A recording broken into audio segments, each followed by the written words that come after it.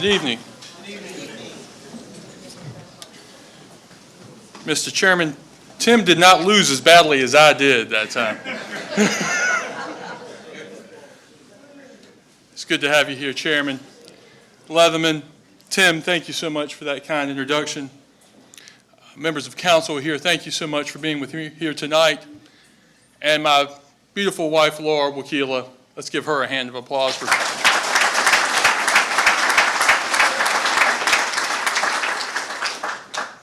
In a couple days, Laura will have put up with me for 16 years in marriage, and so she deserves that applause. And this has not been an easy life that I have inflicted upon us sometimes, but an important one, I think. Tonight, I am pleased to report that our city is in renaissance. We are unified in purpose. We have acknowledged, in fact, embraced the practical necessity of cooperation. We have rejected the politics of division, which can produce only suspicion and jealousy and pessimism. And we have denounced factional quarreling in favor of a recognition that my goals need not come at the expense of yours. And indeed, the success of each of us is dependent upon the success of all of us. Our union is not a facade of smiles that conceal real differences, but rather the durable product of hard negotiation and true compromise, motivated by practical realism and a singular goal. And we have turned the force of this efficient and urgent pragmatism toward the critical task of rebuilding our city.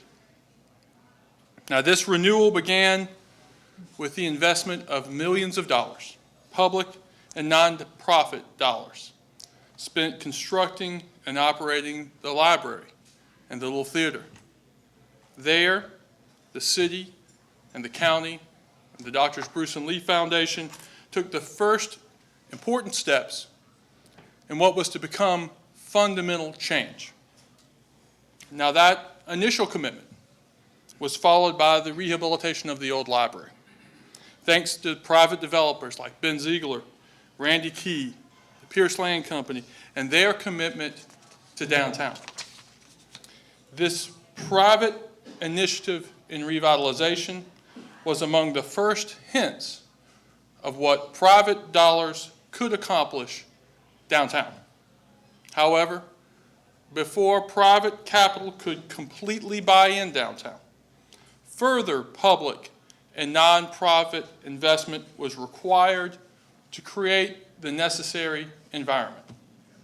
Again, through the combined efforts of Francis Marion University and the state of South Carolina, through the leadership of Dr. Fred Carter and Senator Hugh Leatherman, the city and the county and the Drs. Bruce and Lee Foundation all combined to invest in excess of $47 million in the construction of the new Performing Arts Center and the new museum that's getting very large in the window.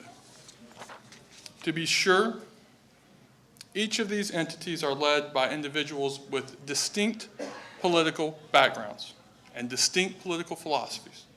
However, each one has set aside what differences they had in favor of the singular purpose of rebuilding our city. Now, such pragmatism has, unfortunately, become uncommon on the national scene, where vitriol has become the norm in politics. But here at home, however, our success is possible because the practical has consistently overcome the ideological, and courtesy and compromise have made growth possible. But government had to do more. It had to do more to make private investment possible. And the city concentrated on infrastructure. We spent $1.8 million to provide attractive street-level parking downtown, along with committing another $1.2 million to rebuilding the streets and the sidewalks and the water and sewer service on Evans Street, an investment which will continue on North and South Dargan Street in the coming weeks, in the coming months. The city also committed to providing security downtown, occupying a building renovated by Dr. John Keith, which became a police substation, and providing police presence with officers patrolling not only in squad cars, but walking the beat, so they become familiar fixtures downtown. We further supported their work by installing security cameras and improving the street lighting to make their jobs easier and to make our community downtown safer. Now, some buildings could not be salvaged. With the generous cooperation of the McLeod family, aged and unstable structures on South Dargan Street were demolished by the city to provide an attractive breezeway, which has already served as a gathering place. And the city also created an attractive outdoor patio on South Dargan Street, connecting to the rear of area restaurants. City Council passed a property maintenance code requiring downtown property owners to improve the condition and the appearance of their buildings. We coupled this with facade improvement grants that have been widely and successfully used by downtown property owners, including this one, the Florence Pharmacy on Dargan Street, Ella's Boutique on Evans Street, by Bo Osborne on the Cooker Building, which is, of course, on Evans and Dargan Streets, and by Mr. Philip Nofel and Lady Kids there on Evans Streets.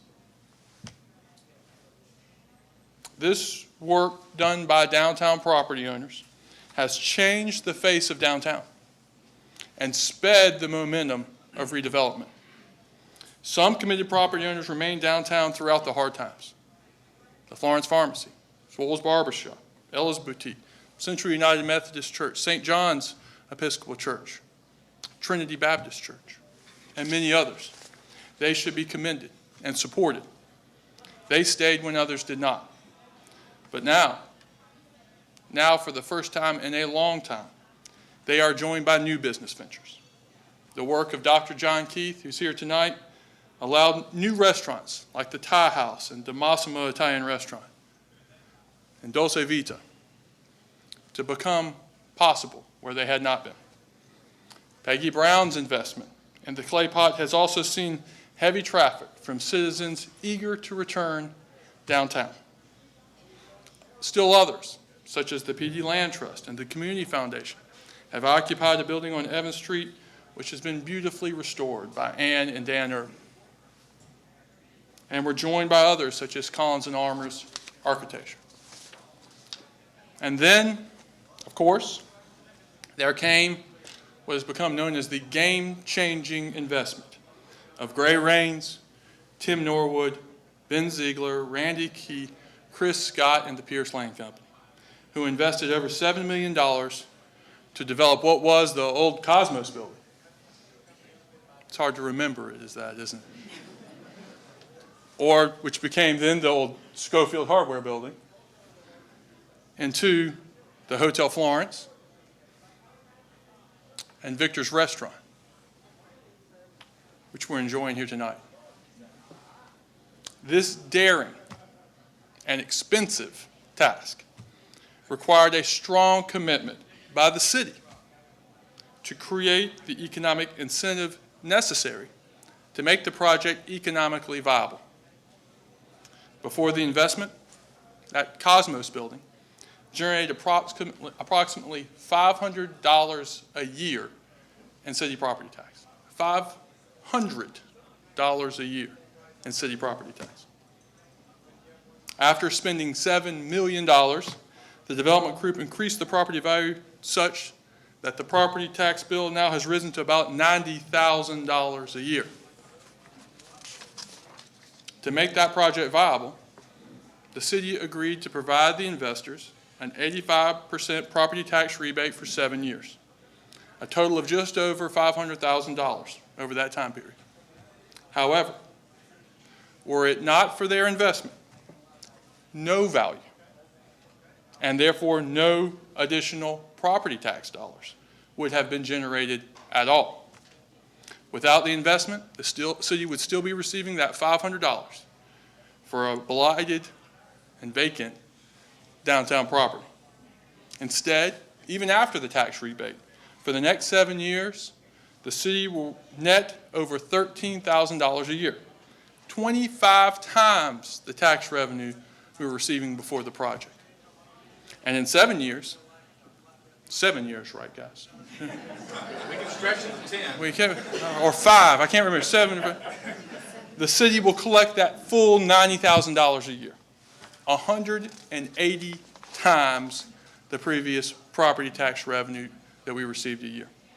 Indeed, city projections estimate that the combined effect of the tax revenue generated by new investments downtown, either produced directly by this project or indirectly by projects that have spun off the investment in this hotel, will generate sufficient revenue to allow the city to create and construct a new parking deck downtown, Dr. Carter, at the cost of between $6 and $8 million, a burden which would have otherwise been borne solely by the city property taxpayer. Thus, by incentivizing investment, we have generated tax revenue that will allow us to make further investment in infrastructure and grow downtown. Moreover, the council and I were careful during this process to ensure that the benefits we provided were transparent and repeatable. To that end, council passed an ordinance setting out consistent criteria for economic incentives, not only for this project, but for those to come. This transparency and consistency, and indeed success, have earned public confidence in the process and at the same time energized this group and others to invest downtown. Specifically, before the hotel project was even complete, the Ziegler Group had committed to renovate the Behringer Hardware Building, which is located just to the west of this building, as well as the Waters Building, which is right through that window, both of which have waiting tenants. Thus, the Waters Building, the Behringer Building, the museum are all currently underway and will be complete in the very near future. Further, this success has caused multiple other development groups to express an interest in a variety of projects and buildings downtown, and we are currently working to make them a reality as well. Now, at the same time, the city is making its own investment in a project downtown in the form of the City Center, located at Coit and Evans Streets. The city currently occupies 40,000 square feet divided among parts of 4 different floors of the City County complex, along with various annex spaces around town. We spend $400,000 a year to maintain that presence in the complex. But the city and the county are both in desperate need of additional space. And at the same time, the 70,000 square foot city center has been sitting vacant downtown for years. Now, through the innovation and initiative of Mayor Pro Tem Buddy Brand, who initially brought this concept to council, and the generous assistance of the Drs. Bruce and Lee Foundation, and in particular, the innovative thinking of Mayor Haig Porter, the city will be able to move into the city center and upfit the property with no additional cost to the city taxpayer.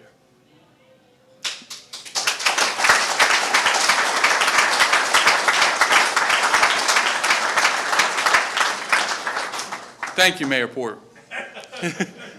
And this is only possible because the foundation agreed to purchase the property, provide the city funding to upfit it to our needs, lease it to the city at the same $400,000 a year annual rate that we are currently paying for the City County complex, and agree to grant the property to the city within 20 years at no further cost. The county, for their part, graciously and prudently agreed to release the city from its obligation at the complex, allowing them to expand into our vacated space.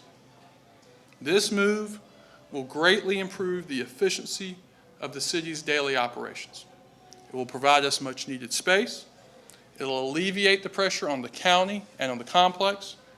And, Dr. Carter, it will free up approximately 75 parking spaces downtown. We anticipate that we'll be occupying the city center by July the 1st. Now, as we continue development downtown, we must keep unity foremost in our minds. A renaissance that does not include the north and northeast and northwest parts of our community is no renaissance at all. And it's not sustainable. And with that in mind, the city has participated in the expansion of Hope Health and the development of the old junkyard property located on Dargan Street between Darlington and Lucas Streets. Now, folks, the former junkyard was a blight at downtown's north entrance for decades. Y'all remember what it looked like. Between 2003 and 2009, the city and the EPA, and again the Drs. Bruce and Lee Foundation, combined to spend over $2.6 million to relocate the junkyard and to remove and replace the contaminated soil on that site. And this was possible because of the efforts of Congressman Clyburn to obtain a federal loan and grant package of over $1.6 million through the EPA, along with a $500,000 grant from the foundation, along with another $500,000 in city funds. In the years following the junkyard's purchase and cleanup, the Bruce and Lee Foundation was again integral in assisting the city at obtaining the majority of the remaining out parcels on the property from Lucas to Darlington and from Irby to Dargan Streets, at an additional expense of some $500,000. Still, after $3.2 million of investment on the property, no development was in view until, in the fall of 2012, Hope Health expressed interest. Now, Hope Health, for those of you who don't know, is a local nonprofit community health center that serves approximately 20,000 citizens annually, of which roughly half are uninsured or living below the poverty line. Hope Health has had rapid growth and created the need for them to expand from a facility of some 15,000 square feet to one of approximately 50,000 square feet. And they approached the city with their needs. With the help of Congressman Clyburn, they obtained a $5 million federal grant through Health and Human Services.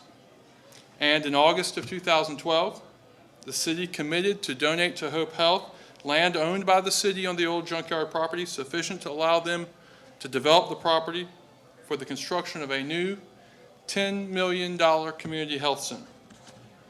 Now, Hope Health is in the process of preparing architectural plans and anticipates that construction will begin on its new facility by the spring of next year.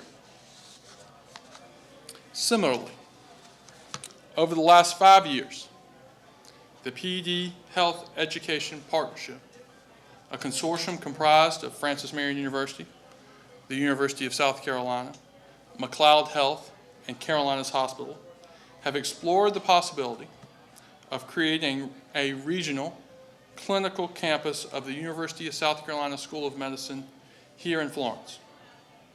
They plan that such a campus will, in cooperation with McLeod and Carolinas and Francis Marion, educate third and fourth year medical students, nurse practitioners, physician's assistants, and nurse educators here in Florence.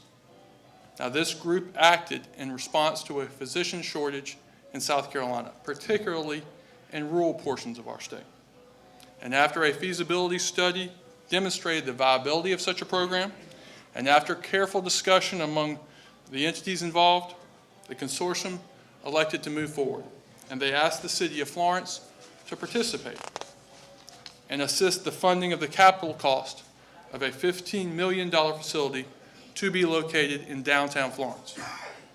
I'm proud to announce that on June the 10th, council members joined and passed a budget which added a $3 million contribution towards the construction of this facility. This proposal was met with strong bipartisan support of council, and it passed with only one dissenting vote. Without question, this major capital investment downtown, along with the influx of medical students and nursing students it will bring, will change downtown, and indeed will change Florence permanently. Now, of course, the city is well aware of the increasing demands on parking resulting from increasing development. Mrs. Leatherman. And let me say unequivocally that I am committed, and the city is committed, to providing the necessary parking downtown. Now, in the immediate future, the city will alleviate the pressure somewhat when the city offices move out of the complex. However, as the museum and the Waters Building and the Health Sciences Facility and other projects come on board, the need will certainly become more urgent. Happily, the private investment that creates the parking needs also will provide the parking solution. The tax revenue generated by investment downtown will aid us in building at least one, if not more than one, parking decks downtown in the very near term. Indeed, the city finance staff project that private projects currently underway will generate between the $6 and $8 million necessary to fund that first new parking deck.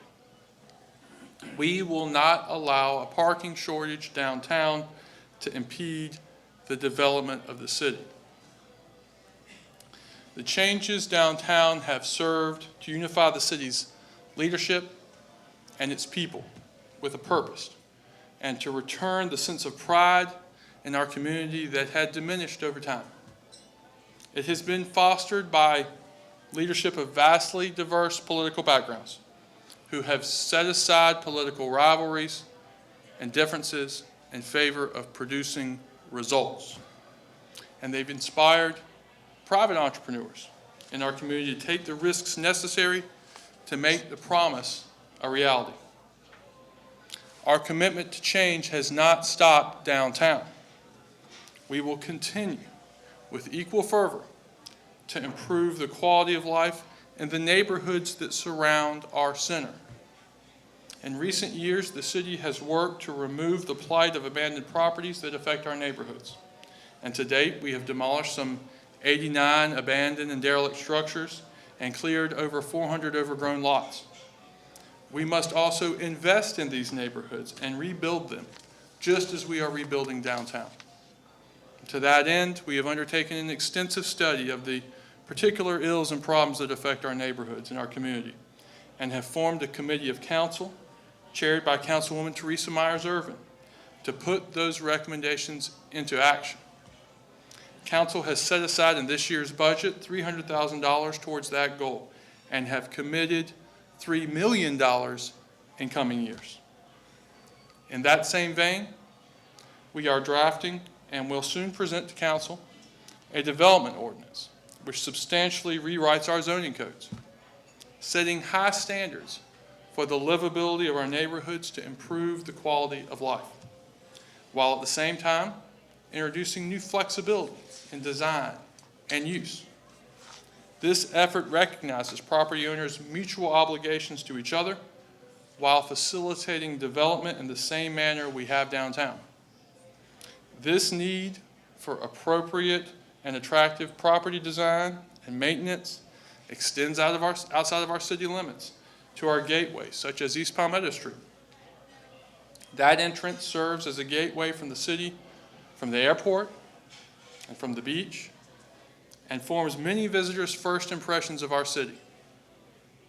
The City-County Conference Committee, led on the city side by Councilman Glenn Willis, is working diligently to address this issue that affects both jurisdictions. I thank you, Glenn, for your efforts and encourage you to continue that hard work. Finally, the renewed strength and pride of our community also entails a responsibility to our neighbors.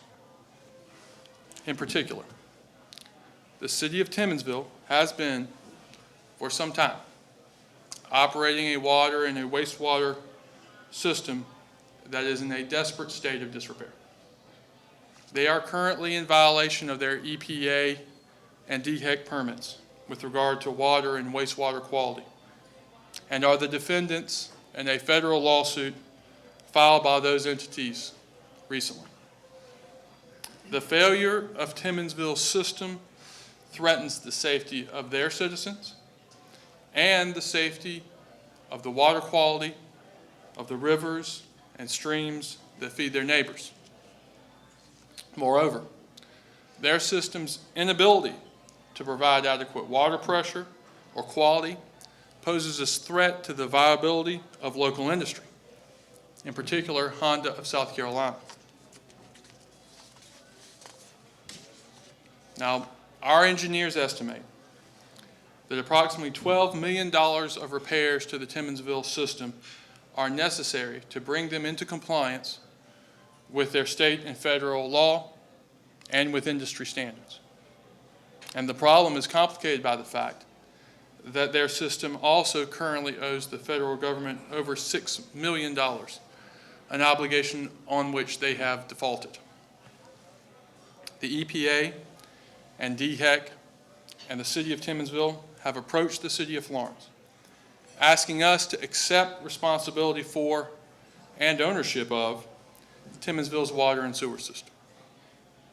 Over past months, our staff and advisors have been hard at work evaluating that prospect.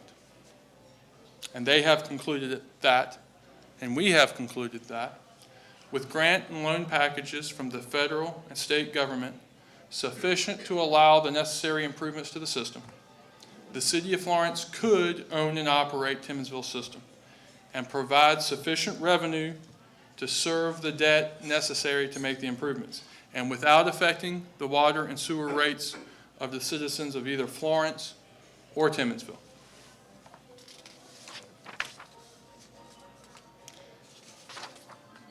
Any failure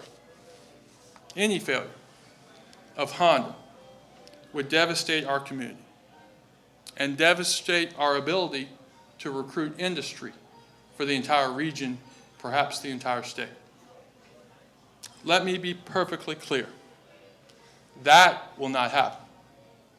Honda's service will never be interrupted, and its expansion will continue. They have my word, and you have my word. Accepting responsibility to provide water and sewer to Timmonsville is the right thing to do. It's right both morally and economically. And I am committed to the undertaking and have received the unanimous support of council to that effect. The federal and state government, at the urging of Senator Leatherman and Congressman Clyburn and Congressman Rice and Senator Graham and Senator Scott, have pledged to make adequate loans and grants to make the proposal viable. However, the city of Florence cannot and will not undertake this responsibility unless our neighbors request that we do so. To that end, tonight, the people of Timmonsville are deciding by referendum whether or not to make such a request. We stand ready to assist them, but we will not and cannot force them. Our city is in a renaissance. Pragmatism aimed at a unified goal has produced great results. But we are not so elated by our success as to ignore the realities of business. Market forces will have their way. Some projects will happen while others will not. Some businesses will fail while others will flourish. We are not so naive as to believe that this struggle is over, but neither are we so timid as to view any misstep as disaster. Our resolve is hard forged. with the practical determination to see this renewal through. We will not be content to return to the past. The people will not allow it. Not after they have glimpsed, even for a short time, what the future can hold. Thank you for being here, and good night.